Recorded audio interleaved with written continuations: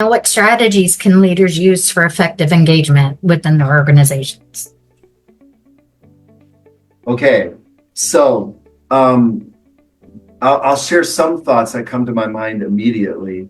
What resources leaders can, or what strategies leaders can use to engage their resources? Well, let's talk about people specifically, since I mentioned that being is the most important. There's a lot of theories in the field of organizational development about motivation, about human motivation. And the ones I'm interested in are the ones that trigger what we call intrinsic motivation, as opposed to extrinsic motivation. And we should do some talks on that because there's important differences, and it doesn't always mean what people think it means, extrinsic versus an intrinsic. They might think the motivation is in the person or external to the person. But actually, I think the words extrinsic and intrinsic are about the task. The motivation is in the doing of the task itself, or the motivation is in not the task itself, but the external factors for doing the task, the reward I'll get or the punishment I'll avoid. And that's extrinsic.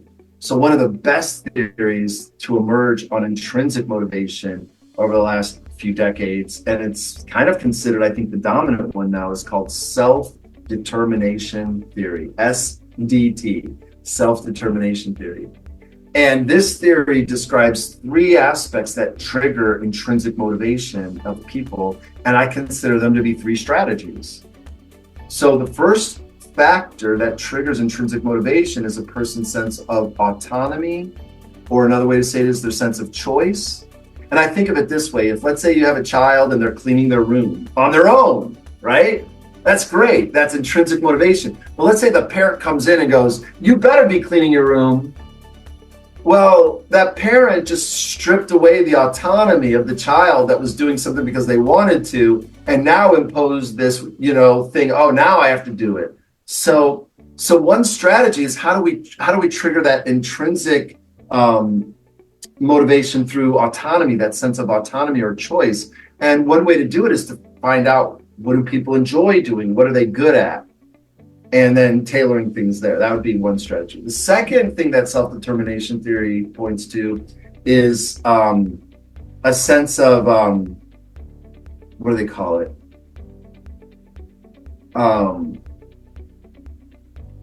It begins with a C. I can't quite remember. But it's about, it gets to making progress. Competence is what it is. Thanks, Charlie. I know you're going to look it up.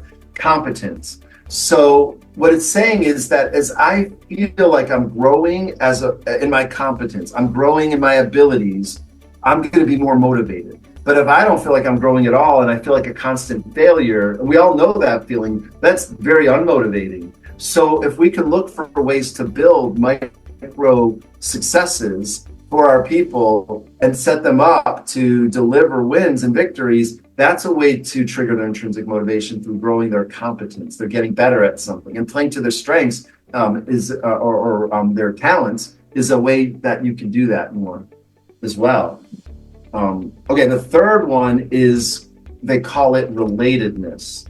So the third aspect of self-determination theory is, do I feel a sense of relatedness with the people around me? It's the word, I wish they would have just said relationship, because then it would clear up confusion. Because I think sometimes people are like, well, is the task related to something that I care about? And I could see why people would say that. I thought that too. But when you really get into what